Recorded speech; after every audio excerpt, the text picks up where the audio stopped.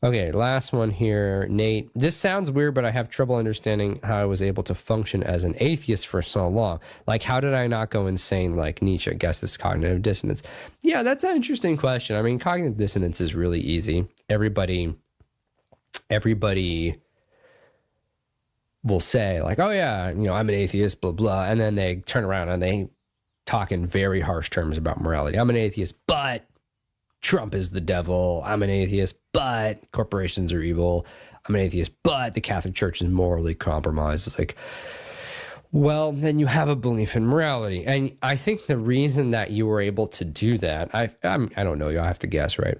But I think the reason you were able to do that is because it's kind of like the Enlightenment modern world is sort of living on the steam, like living on the fumes of Christendom. In other words, we still have a Christian moral framework in this society. It's very faint, it's very tenuous, it's very disconnected from all the traditional Christian sources for that morality, but it's still a dream that we all want to believe in. We all want to believe in radical human dignity. We all want to believe in right and wrong. We all want to believe in good and evil because that's basic to the human experience. Like, it's not that I'm understating this. It's not that we want to believe in those things. We do believe in those things. We do. We just have to figure out a way to justify our belief in those things.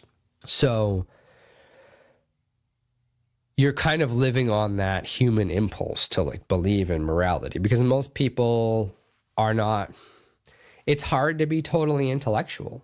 A lot of people aren't willing to put in the time and energy to like really follow beliefs all the way to their logical conclusions. You sign up, you're like, I'm mad at my religious parents. What do you got for me? And they're like, here's God delusion. You can just be a bitter atheist.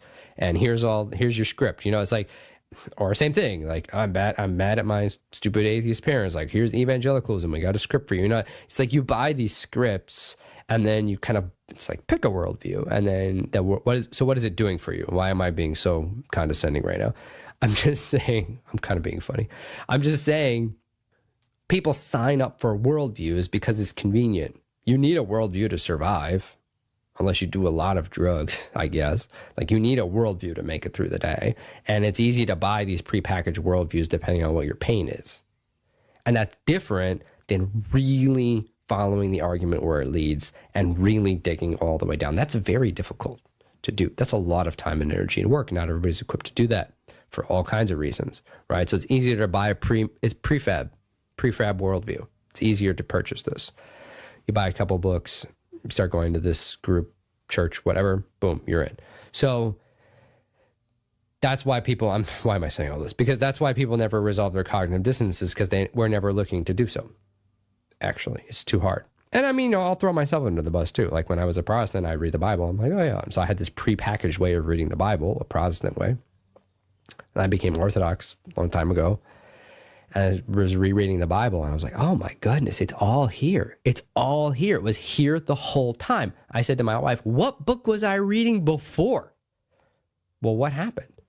I am bringing a different set of interpretive lenses to it. It's not that I read the text and understood it. It's that I read the text through an interpretive filter. That's normal. Everybody does that, because how else do you function? Again, there's no view from nowhere. So in a sense, I'm like making fun of people right now, but not really.